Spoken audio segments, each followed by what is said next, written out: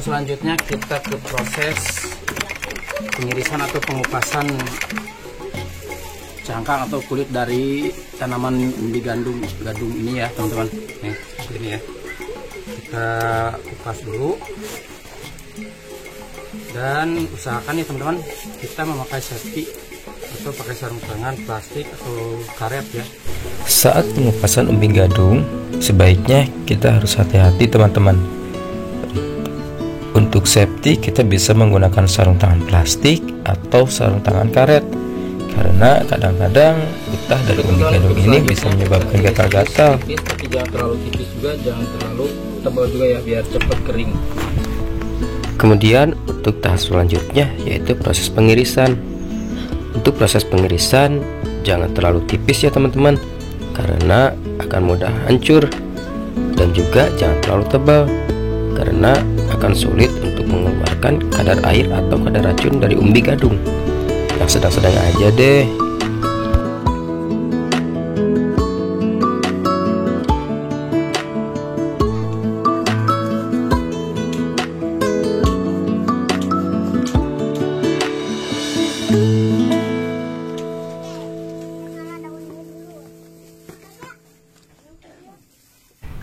Kemudian setelah kita iris-iris, ini dia nih yang paling harus diperhatikan. Kita aduk irisan umbi gadung ini menggunakan abu atau sisa dari pembakaran kayu teman-teman, supaya bisa terserap kadar airnya dan juga kadar racun cyanidanya teman-teman.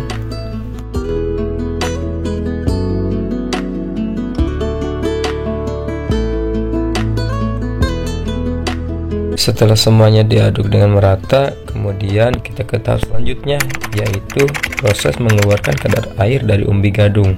Untuk proses ini membutuhkan waktu selama 24 jam dan dikasih pemberat di atasnya agar kadar airnya tuh cepat turun seperti ini teman-teman.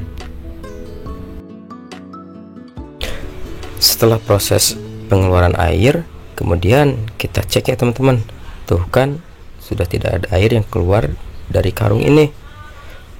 Oke, kita bawa ke proses selanjutnya, yaitu proses penjemuran atau pengeringan.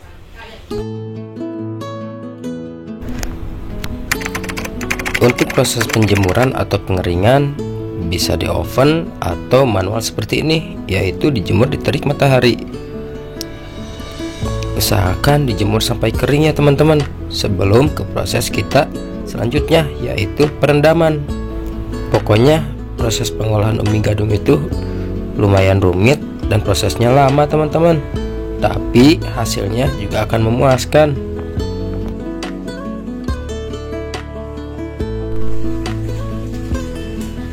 Seperti ini teman-teman, kita jemur terlebih dahulu sampai benar-benar kering ya. Untuk proses perendaman kita bisa menggunakan ember, jolang, ataupun karung. Yang penting yang harus diperhatikan adalah kita harus merendamnya di air yang berjalan supaya kadar racun cyanidanya bisa cepat keluar.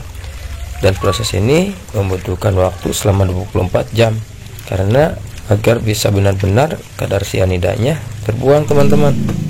Ini teman-teman, jadi ini hasil perendaman selama 1 hari 1 malam ya. Hasilnya seperti ini teman-teman. Jadi putih bersih ya. Nih, bagus teman-teman. Untuk proses selanjutnya ini kita nanti akan kukus dan dikasih bumbu ya. Nih. Ini kadar cyanidanya itu sudah berkurang teman-teman, atau bahkan mungkin sudah tidak ada ya. Setelah perendaman 24 jam dan lalu dibilas dengan air bersih, hasilnya seperti ini teman-teman. Warnanya tuh putih bersih ya. Sebelum dikukus kita aduk dengan bumbu, mau pakai bawang putih, pakai ketumbar, atau pakai bumbu rempah-rempah yang lain.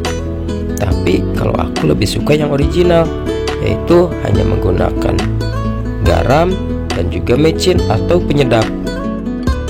Setelah dikasih bumbu, umbi gadung akan kita kukus teman-teman. Untuk pengukusannya itu hanya membutuhkan waktu 30-45 menit. Setelah 45 menit, akhirnya umbi gadung sudah matang dan sudah aman untuk kita konsumsi. Ini sudah bisa langsung kita makan loh teman-teman. Setelah dikukus, kita akan ke proses penjemuran kembali, yaitu pengeringan atau pembuatan keripik. Dan setelah dikukus, tekstur dari umbi gadung ini sedikit kenyal teman-teman. Oke teman-teman, kita coba lihat ya untuk proses membuat keripik gadung. Nah ini dia. Jadi setelah proses direndam seperti ini ya, proses perendaman seperti ini selama 24 jam, terus dikukus dan hasilnya seperti ini. Ini sudah bisa dimakan teman-teman.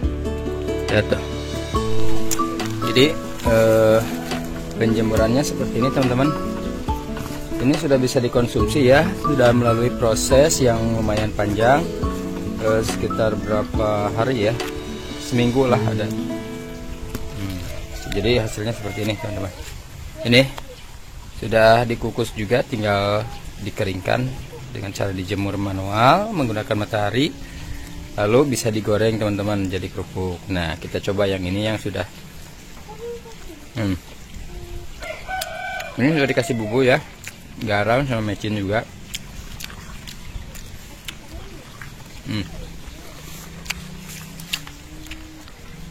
Oke teman-teman, semoga video ini bermanfaat buat teman-teman. Tapi buat teman-teman yang belum tahu cara mengolah umbi gadung, baiknya jangan coba-coba tanpa ada bimbingan dari yang ahli. Oke teman-teman, jadi sekarang kita akan coba menggoreng keripik gadung ya. Ini yang udah kita jemur kering ya. Ya teman-teman, kita panasin dulu minyaknya. Cek panas belum? Coba lihat langsung.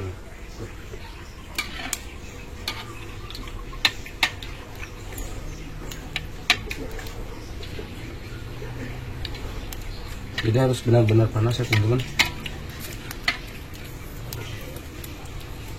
Panas panas Ini pakai panas. Bakar.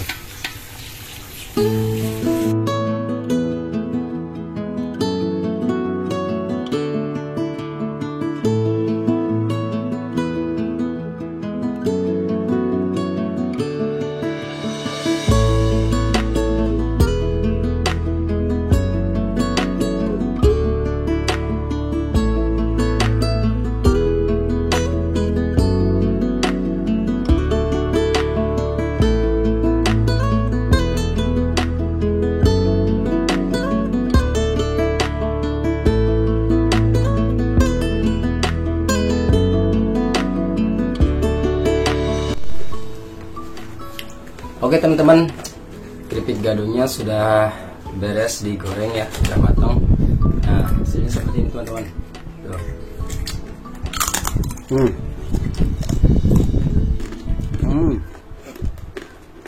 Rasanya tuh empuk tapi renyah teman-teman.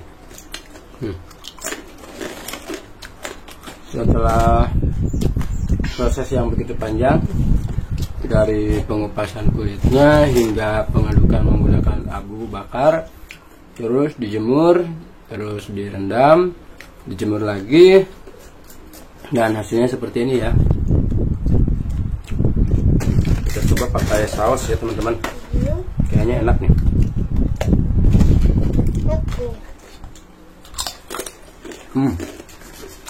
Enak banget.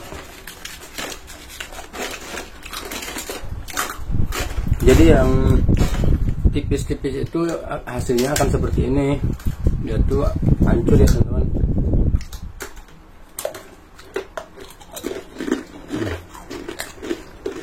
Enak renyah. Kalau yang tebal-tebal hasilnya seperti ini nih. Nih.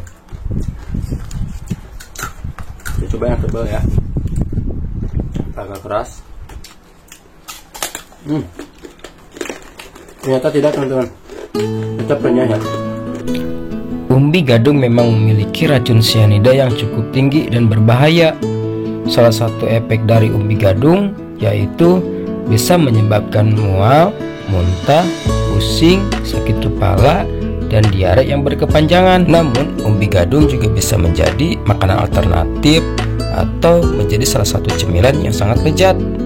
Namun, tentu saja harus dengan melalui proses yang cukup panjang. Selain bisa menjadi makanan ringan yang begitu lezat, ternyata umbi gadung juga memiliki khasiat buat kesehatan. Di antaranya bisa menyembuhkan rematik, kejang perut, bisa menyembuhkan luka bernanah, bahkan menyembuhkan kusta. Bahkan bisa juga dijadikan pestisida dan sektisida. Nah, jadi begitu ya teman-teman cara mengolah umbi gadung. Semoga bermanfaat dan sampai ketemu lagi di episode selanjutnya.